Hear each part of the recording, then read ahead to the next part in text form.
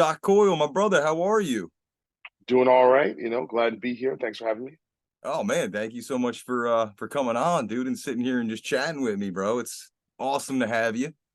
I know I was telling you before we jumped on, but I just want to let people know too, real quick, that I'm not wearing these glasses all the time to be cool or nothing like that, because I'm not cool. But Hey, I got glaucoma. cool's in the heart. All right. Yeah, Cool's it's all in the spirit, man. But just so some people may know, some people may not, but I got glaucoma in both eyes really bad. And I'm blind in the right completely, and the light just kills me sometimes. So that's what's going on today. it's all good. I But like it. It's a good look. cool. Thank you, man. Thank you. So real quick, another NJ dude, bro. Another NJ musician, which I just want to say from the top, bro, you coming off of, playing MetLife and everything, and what we know as Giant Stadium. That's got to be like a bucket list thing for any NJ guy, and I'm sure it was awesome for you doing that. Yeah, man. I say it was almost too big for my bucket. Like it's something I don't some of those things that you don't even think you'd ever even have the opportunity. But it just worked out that way. And then, it was definitely one of those days you just try and take it all in. And it was the first day of the tour. So it was just, just kind of like Oh wow. so just getting into the zone for that. But we had been doing these dates with Metallica for a couple months now. Right. So that was like the fifth one we did. So we by that time that show we've been playing so much, and we're so locked in as a band, and we know the stage. I feel like we just have a great command of like how to rock those shows, and the crowds are so great, so welcoming, really excited. And it's just a wild kind of way to play a show. I feel like you're just, who knows if I'll ever have an opportunity to do anything like that ever again. So And in the round, like yeah, well, it's the real round. I mean, because you have people in the middle, you have people. I right, mean, it's so big. I mean, I did the Death Magnetic tour in 2009, playing with Lamb of God. right, So we got right. to do a handful of those, and that was really cool. And this is like a whole different kind of level. Sure. That must have been. I saw the stage set up, and I was just like, wow, that's interesting to have the people in the middle like that, like you said, and just kind of being able to go 360 like that. Was that odd at all for you to just be on this tour like that? Was it take some getting used to, like on stage, to just get used to that? Yeah, I mean, I think because I'm tethered to a mic because I have to do a lot of background vocals and stuff. So Right. you're trying to figure out when you can go walk over here, when you can rock out. Like Metallica, they have mics everywhere, so they can go Sure. everywhere, and it all works out. So for me, it's like just anytime you have an odd stage, you got to figure out what you can do and when you can do it. Bad Wolves was out with Volbeat this past year in Europe, and it was like a semicircle. It was Oh, very cool. it was modeled kind of after what Metallica did because the original Snake Pit would just be a semicircle Right. out of the stage, and so you basically have these big platforms you could walk out and they meet in the middle. Um, and so that so I had some experience doing that, and that was its own kind of vibe. So yeah, I mean you always have to figure out how you can work it, when you can go out. You have to time it. So if I got a vocal part I got to get to, I got to run back, or Sure. So you're not you running know. like 100 feet to your mic to get to there for your But vocal. sometimes you are. Sometimes you are. Sometimes you miss a cue and forget you got to get back. But it's a lot of fun, man, and it's Oh, I'm sure, dude. I'm you know sure. um each one of them. There's not that many of them, so each one is very special. Right. And I'm sure the cardio's got to be up for some of those dates. People don't realize how physical some of this shit is, you know? Yeah, I mean, I'm sure my cardio is not where it probably should be, unfortunately. None of our cardio is, bro. But None of our but obviously, in terms of like singing, you need your breath control, and sure. that's obviously very important to kind of hit your notes and be able to do what you need to do. So it's very important. Are you a smoker? No, No, nothing. No smoking of any kinds. no, I mean I'll smoke weed sometimes, but it's like Yeah, not like all the time or anything. right. You feel it does mess with your vocal stuff, whether it's like mentally or physically. Does that mess with you at all? No, not really. I mean, I don't. Again, I don't think I really smoke enough for it to really even have an impact. So you're somebody who Um, stays pretty much sober on stage completely.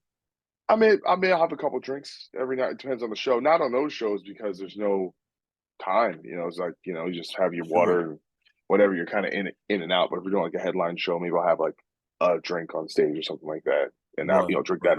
drink one drink over the course of like an hour. You Sure. know, so you're not Sure. like getting drunk or anything. You're just kind of just, you know, it's just kind of there just to, you know, If there's any time to be the soothe the pro, time. yeah, right. If there's any time to You be know, the pro, I guess that's the time to, put on the jacket and go to work, sort of, so to speak. So you got to yeah, stay I mean, I think minded. kind of just loosens you up a little bit, you know, so you're not Sure. just going out there feeling stiff. But I mean, I've done it both. I've gone out, I've done tours sober, and you know, and that's fine too. You Right. know, I don't think it's really like, you know, I know a lot of people who like won't have do anything before At they play because zero. they want to stay completely like, you know, locked in what they're doing. Sometimes I feel like, you know, I can be a little in my head, you Sure. know, and a little just stiff and kind of like, you know, not loosened up. So it's just about kind of getting outside of your head and kind of being able to get out of thinking mode and get into being mode, you know. Sure. Black tooth grin, or what? Oh, What's your choice before? um, I mean, I like tequila, you know, if there's like a, you know, make a Nice. little like tequila soda or something. Sure. You know, Yeah. or whatever's around. I'm not that picky. Right. Right. Right. You know, got nothing You on your know, rider specifically for Doc. well, this is their right. Yeah, I'm I sign kill, so I'm kind of just, Right. you know, with whatever they have, you know. Sure, sure.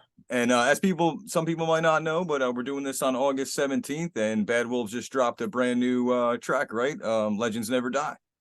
Well, it technically comes out at midnight East Coast. Okay, So, you East know, Coast so it's time, it's midnight. Friday. So it's actually Friday. But that's usually when it drops. But yeah, this is our like second single, you know, from our forthcoming new album. And Right. yeah, it's really cool. Kind of different ground, I think, for the band. I'm assuming Bad Wolves, and you'll head back out on the road with Bad Wolves once that record drop. Once you guys are promoting that, I guess, and once Ice Nine Kills gets done with wraps up their. No, I actually have to leave this tour to go with Bad Wolves Oh wow. with Okay. Asking Alexandria and the Who. So we're going on tour. Our tour starts at the end of this month. Wow. Wow. You are a busy fellow, man. I know you always stay busy, and you're a hustler, man. You're a hustler. Always have been. Yeah, I mean, this is, you know, this might be the busiest year I've ever had, you know. Wow. So quite a an undertaking because there's an God forbid is doing some dates in October, um, about a week worth of dates, and then there's another Bad Wolves tour for the end of the year, which is not announced yet. So Just real quick too, that you touched on, God forbid and everything. What an influence you guys were on me personally, and Bad Wolves and stuff too. Everything been a part of, and you in particular as a guitar player. So this is like really cool for me, to just have you just come and chat. It's really, really well, cool. thanks. I mean, I'll never forget, man, in particular, I think it was Vintage Vinyl, God forbid, was doing a signing. And my first, like, band that we put together as kids, my guitar player, um, fellow guitar player, second guitar player, you guys were it for us. I mean, we still, I mean, you're such an influence as far as your style goes. I just love your style in particular. And I always think it was very unique, man. Thank you. Oh yeah, it's awesome. And God forbid, I remember going to Vintage Vinyl to that signing, and I think we tried to give you guys like a demo or something of our band, and you were way cool about it, way cool about it. And I know we kind of stayed in touch here and there throughout the years, every once in a while, but I'm obviously always keeping an eye on everything you do, and I'm a huge fan Thank of it. you. So thanks again, man. Thank you. Thank you for Oh, coming. of course. Oh, no problem. And yeah, man, you continue to blow me away, just with all your soloing and just like I said, like your style. It's What would you say are like your main guitar influences? Like I'm sure like Dimebag's on there, and I mean I could hear certain people within your style, but what would you say personally is I your mean, three or four? Slash is my favorite guitar player. Oh, nice. Just because of melodically, I think what he Right. does and his kind of his tone and his feel is and just it just seems like he always plays the right note at the right time. So Um, important, right? Such an so important that's thing. yeah, that's a big one. But when I was really getting into lead guitar when I was a kid, was Randy Rhoads was a big one Sure. for me. I got into Eddie Van Halen like a lot of kids would when you're learning guitar. Um, Megadeth, both, Mustaine and Marty Friedman were big ones for me. And it's funny, like I didn't really realize it until recently that like how much Kirk Hammett's playing kind of is in my playing, like because I Right. like would do like covers or like learn a Kirk solo, and it would feel really natural, kind of, so that one I didn't even really realize, but obviously I feel like a lot of kids around my age, those are some of the first solos you ever learned, whether it's Sure. Fade to Metallica. Black or One or something like that. Then I got a little older, I really started getting into the Swedish players, like Micah Mott from Arch Enemy, Peter Wickers from Soilwork, um, a lot of those bands, the In Flames and stuff, and Right. really, that their playing is extremely melodic, but a bit more virtuosic, and kind of want to take my stuff to that level, Right. Um, Right. so and Now you're in a band with and Kurt Hammett too, which has got to yeah, be pretty yeah, it's mind wild. blowing as well, dude. For a fan, because I know, you are such a fan still at heart of all this music. It's got to just be crazy to, be in a band with Kurt and Rob, for that matter. Yeah, no, I mean it's again, these Everybody. are things people go, oh, your dreams come true. I'm like, I never dreamed of this stuff. Like that's to me is like beyond, I think, what you would think. But in many ways, I think that's also maybe why I'm at where I'm at, because it's like you're not really looking for it. You're just kind of doing your thing, and Right. and when you get these opportunities, you just put your best foot forward and you go in and you do the job. You bring your confidence and like and know that the years of work you put into it, that you're capable of the job, and Right. and that's my main thing is just being professional, being easy to be around, being Right. helpful, try and make everyone else's life a little easier in terms of Totally. whatever it takes, just being generally helpful in those environments, and don't definitely don't go in um feeling entitled to anything. It's like, I'm in those situations, I'm just feel lucky just to be in the room. So I'm there to like learn, I'm there to listen, uh and uh and yeah, I just want to make those guys happy and make them proud, and do right to like, so that they're happy with like the final product, whatever it is we're working on. So it's a real privileged position. Absolutely, man. You're such a great influence for other musicians like myself and just other guys, coming up, and um to just remain humble like that, and just grateful for everything that's kind of sent your way, you know. I mean, life keeps you humble, man. I think the thing about this industry, if you're not if you're, the thing with me, it's like I've done bands and then the band has ended, or I've done this and then now I'm doing that. And even with Bad Wolves, we've had so many ups and downs, singer changes, and the pandemic and all this stuff, and Sure. you can't hang your hat on previous accomplishments, Right. right? It's like you know, yeah, like if you wrote, Appetite for Destruction or something, those checks don't stop coming. But if you weren't in that position to be in one of those all-time bands, and Right. where you made your nest egg, and money's coming in, even whether the band is active or not, most of us, it's about what you're doing next and what Right. is happening now, and so you True. constantly, not even just working on what you're currently working on, you always have to be thinking about the next What's thing, coming. because Mm. it's like, oh, you're on this great tour, you played these stadiums without Metallica, but in a month I won't be on this tour, and I won't be on Right. tour with Metallica, and that'll be something that will be in the past, and then it's just a memory, a wonderful memory and a wonderful accomplishment, but you can't hang your hat on that. You can't, like, it's like the guy who like won the MVP in high school and he's still like waving his trophy around. It's like no one gives a Right. shit about Right. what you did 20 years ago. It's obviously, like, from a creative standpoint, I think you can make a piece of music that has impacted people, and I think that is something you can have value in, because the music is forever. And Right. if you do something special that has an impact on people, and I think you can feel proud about that and be happy that it kind of affects people in a Sure. positive way. But as far as like the career side of it, you just gotta keep looking forward and keep, Right. like me, I just never get comfortable. I Right. never Right. get I never I never go, oh, I got it made, I'm great. No, it's like the work never stops, and everything is in service of the next thing, right? Whatever you're working on Absolutely. now is helping build towards hopefully whatever the next chapter is.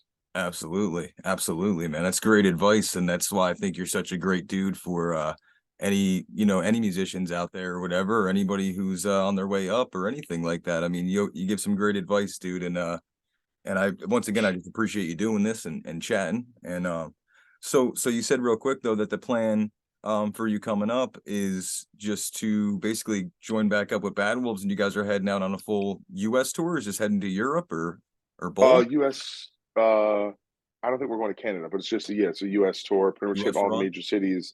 It's a few bands from the label from Better Noise, Asking Alexandria, The Who, band 0936. I don't think they're on the label, but I think we share the same management company or something. But they're awesome too. So yeah, it should be Awesome, a really man. good tour. Yeah, that's gonna be killer, dude. Killer. When you did Giant Stadium, did you hit up the family and were like, hey, you guys come on out or whatever? I'm playing, our hometown stadium. Hell no, hell No, no. you didn't want I can't get all these people in this damn show. Metallica, what kind of guest list you think I have? This is New York City. It's like all the, industry is there, and I'm just one guy. And there's six guys in the band, a bunch of crew, people like label management. I'm Sure. like, I got two people in. That was it. Really? Wow. Wow. Yeah, I was yeah, my wondering if you two. got everybody in your family hitting you up saying, hey, No, dude.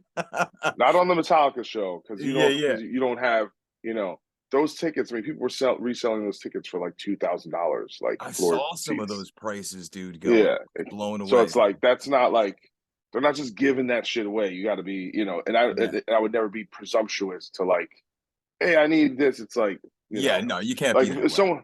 if someone asked me, I would like look into it and I would try, Right. but I'm not gonna go like yell from the fucking rooftops, hey, who wants to come to the Yeah. show? Because at the end of the day, this is not my band. Sure. I'm just filling in, and so I'm very like respectful of like not Absolutely. asking for too much or thinking I deserve blank, because it's Absolutely.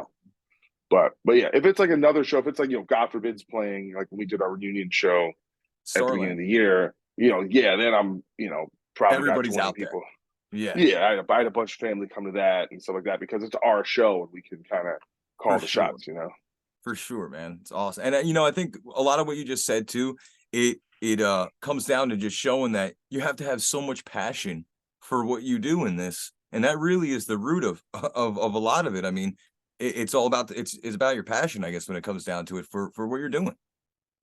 Yeah, I mean, listen, I think there's kind of two different hats. There's the creative part of it and then the performing part of it. And the performing, it's like, it's just being focused and honing on everything you do so that for that time you're up there that you're giving everything that you have, in terms of playing well, performing well, giving the energy, and just, just giving that because that's what, the people that are there want to, they want to see that you're completely present and in Sure. the moment. And there's a lot of stuff that goes into It's a that. big night for Um, them. yeah. And it's just, you just want to do a good job and you want to, hold it down, For so sure. that's like the big thing out here that I like really focus on and want, because it's, if you're not doing a good job, trust me, you're not going to get hired again. You put the Right, wrong right. notes and you're up there looking like a mashed potato. No one, that's not exciting anyone. So I really try and, wear my intensity on my sleeve Sure. and bring hopefully a level of performance that that elevates whatever project I'm a part of. Well, I'll tell you what, man, I think everything that you end up in and are a part of is only made that much better, man, with your style and just your uniqueness that you bring to it and just everything that you bring to it. It's awesome. It's awesome. Thank you. Big fan of it, always have been, always will be, you know. Thank you so much. Oh man, thank you again, man. Thank you again. I don't know how much time we did so far here, and how much time you have left. Let me double We're about check. 20 minutes in, but Okay, cool. So you're okay so far? yeah. Cool. And I'll throw that stuff out of there so we won't be in here. But cool, man. In 1 second here. Right. I just had a couple things to my side. Okay, real quick. So You're from the New Brunswick, Jersey area, right? Yeah, And did you grow up there all your life, or? pretty much. I was in that area till I was about 30, Oh, okay. 31, and then I was between New Brunswick, East Brunswick, and Piscataway, so all within like Oh, wow. few mile radius of each Yeah. other. Um, and yeah, then I ended up moving. Then I kind of hopped around for a few years. I was in Clinton for a minute, and then I was in Jersey City, and I kind of was in Florida I spent a summer in Florida, and then and then I was in Pennsylvania actually for Oh, a wow. few like 6 months, staying with some family. And then in 2014, I moved to Los Angeles. Right. You're currently a West Coaster. Yeah, Where are you at in LA? I live in Long Beach Oh, currently. cool, Yeah, man. I spent yeah. actually some time in Los Angeles. I went to Musicians Institute out there for a little while. Oh, awesome. Yeah, Yeah, right in killer. Hollywood. So it was cool experience. I was there for about 2 years, and Yeah, then wasn't a part of the school, but still kind of stayed out there back and forth. Um, was in Malibu the last time for a while, which is awesome. Lucked out with that yeah. area with a friend of mine. But yeah, That's cool nice. cool area, man. I like the West Coast too. It's cool. It's cool. It's a different vibe Yes, it's just somewhat, expensive. right? But hey, Jersey man too. I mean, I guess it's up there too. It really Yeah, is. It's yeah, up yeah. there too. You are correct. What do you prefer, West or? I definitely feel more probably comfortable in LA. I Yeah, feel like it fits my kind of speed of and just the vibe and especially just being in proximation to the industry and just stuff and action and opportunities sure. and work the things that I do. It just seems to be a great place for me. So It's a perfect spot for you and yeah, your career. and Jersey's great. It's just when I go to Jersey, it feels like this is where you go to like settle down, Right. and like kind of slow the pace of life and maybe raise a family, do something like that. And mom just been go go go. You're not on that tip right now, man. You're not on the We'll married see. I mean, family tip yet.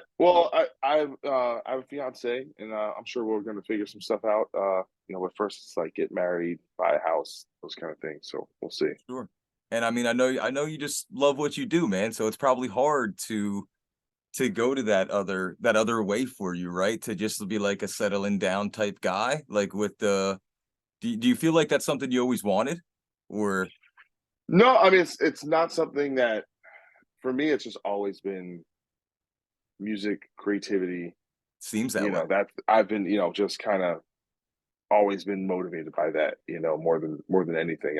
I don't think I'm that traditional of a person. Right. But Right. I'm not opposed to it either. And it's Sure. and Kind of just take life as you it know comes, sort of yeah, thing. and I think you do get older, your priorities change, and like I don't like this is great what I do, being on tour all the time, but I don't have to do this. Like this is not.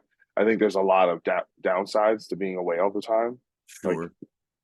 like in a perfect world, you could be a band like Metallica or something where you just tour for these little short spurts, but you Right. can do it in a way that's kind of healthy for you physically and mentally. So I think it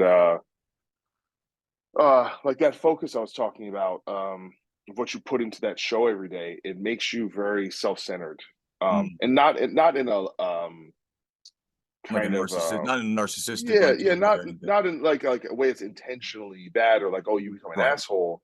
It's just your day factors around Everything you're making this doing. thing happen. And so Sure. for you to perform, whether that's physically or mentally, a lot of stuff is geared around that. So it's very you focused, even though you're part of this collective, right? You're trying because you want it to work for the big picture, Tunnel but you vision, have sort to, of. yeah. And I think where you're in that zone consistently, I get very disconnected. It's hard for me to like Right.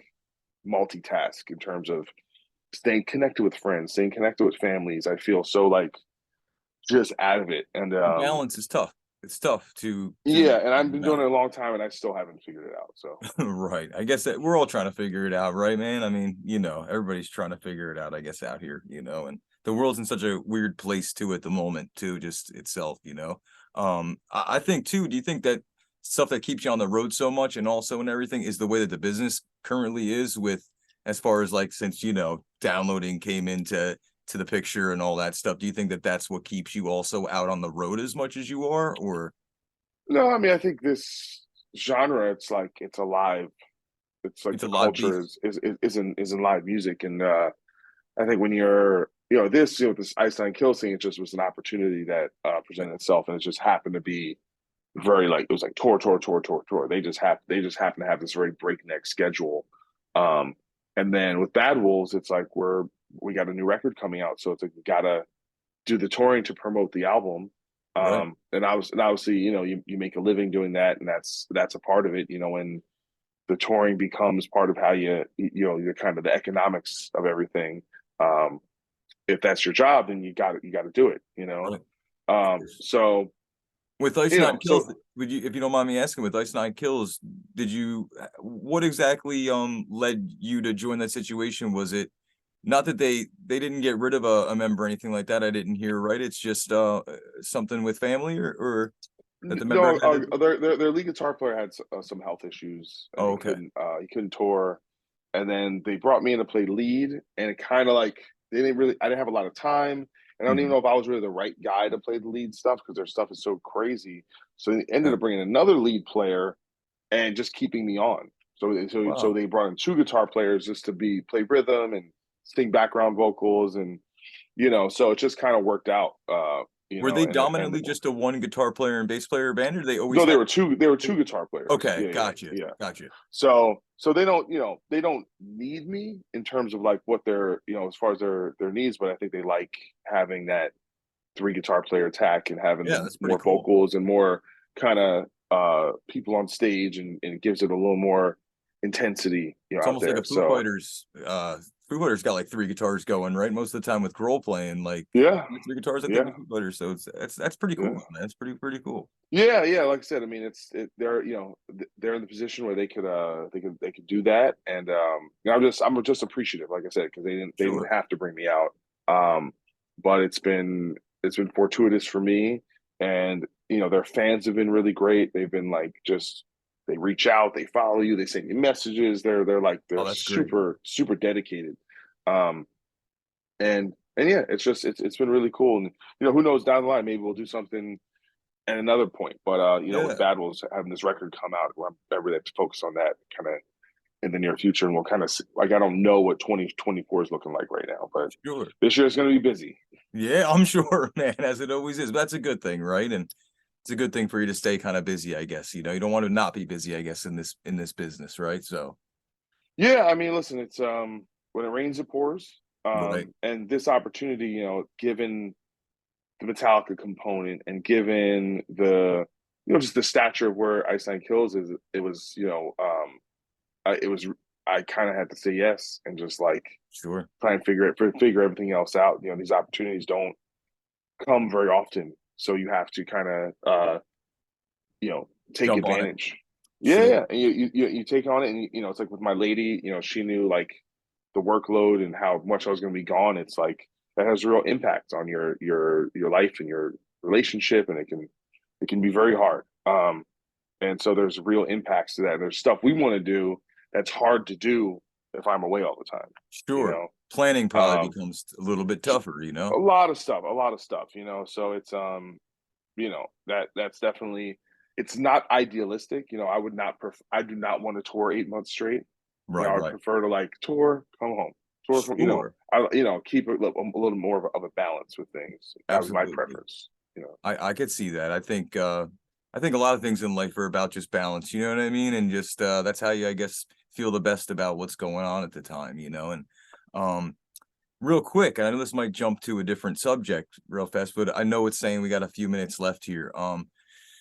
Are you keeping tabs on anything I mean, it's hard not to because it's so much out there, but are you keeping tabs on any of the like UFO stuff that's going on? Are you into any of the like sci-fi, like, and just, Yeah, I'm keeping tabs on it a lot, and I'm really into it. yeah, man, me too. Me too. I Yeah, watch and a lot of I'm stuff just like that. And yeah. I mean, I think it's compelling. The fact that it went before Congress, I think, is a big step forward. But obviously, I think like I am probably more prone to believe these individuals coming forward. I think there's kind of so much evidence, photos, radar, video, eyewitness account from Sure. reputable sources.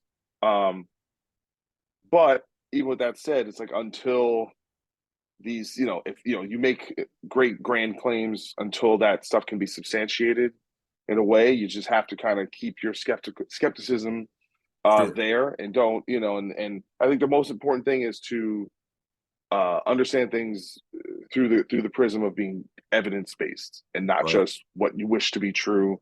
Right. And and I think, and don't, just don't get too hyped up on it, but I think it's really fascinating. It is, man. um Interesting time. yeah, Interesting and it's time. like, so it's and it's something I've just always been interested. I'm a big sci-fi person, and Yeah.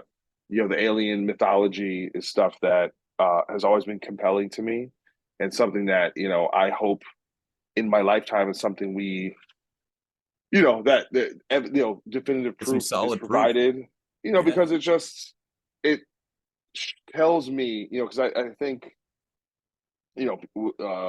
all of us, we exist in our time, Right. and in our time, right, like you want to see the world advance to this place of like peace and Right. serenity and advancement, and overcoming all these giant issues. And I'm sure that won't happen in my lifetime, but to know that there's that possibility that, you know uh we I'm can with you there. solve some of our big problems, in Absolutely. terms of like stopping fighting dumb wars over dumb things, The diversity. providing, yeah, but just provide, this provides, if it's true, could Hmm. provide avenue into cleaner, abundant energy, Sure. making sure people are well fed, and just all this stuff. So to me, it's about this, that like advancing. And by the way, there could be scary implications of it as well, Right. um, that you have to kind of confront as well. But I'm much more in the optimistic kind of camp. I think I'm with you there. I think I'm with you there and feel pretty much the same way. So it's safe to say you're a believer. That's for I think you would say that there's something out there, and Well, I think a believer is I broad think term. is well, I just don't know if it's the best descriptor, because I Sure. think sometimes, like, if something is true, whether you believe in it or not is irrelevant, Right. right? I could believe the sun doesn't exist, but the fact that it's up there kind of proves me wrong, right? Right. So I think a lot of times I think belief and faith are interconnected, Mm. because the whole idea about faith is that you believe in something without evidence, or else why would you need the faith? Right.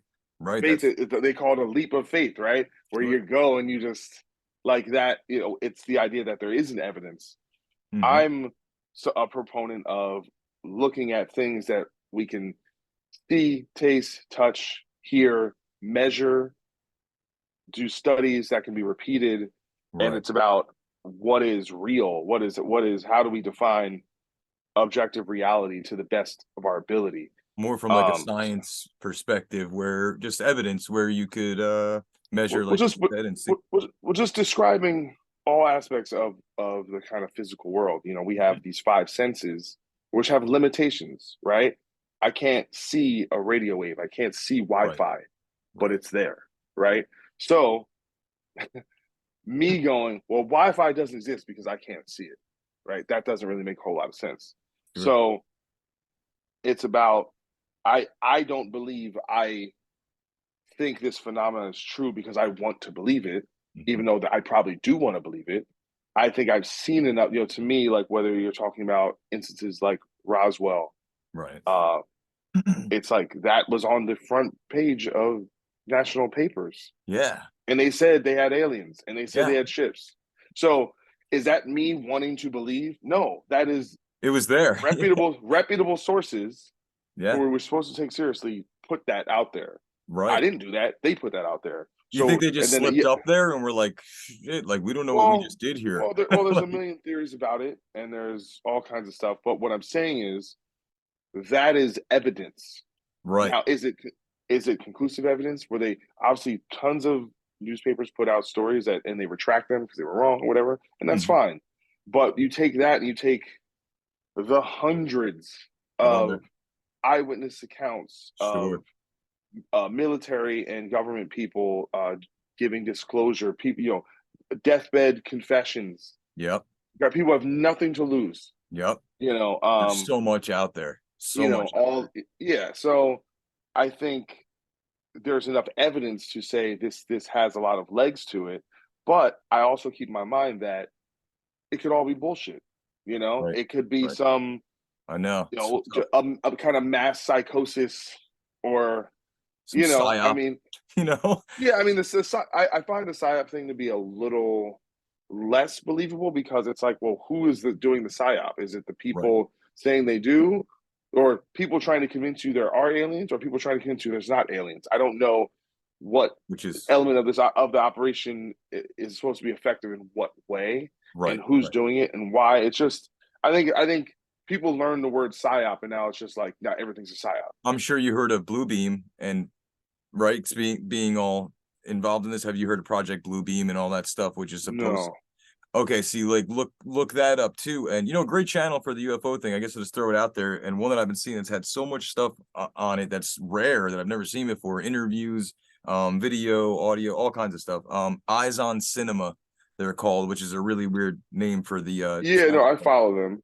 Do you? Okay, yeah. So they get a lot of interesting stuff on there. I mean, I love listening to Clifford Stone tell his stories, who was supposed to be somebody who was an interfacer with these beings and different things and crash retrievals and all that stuff. I find all that stuff so interesting, man. And it's wow, it's we're living in a crazy time right now.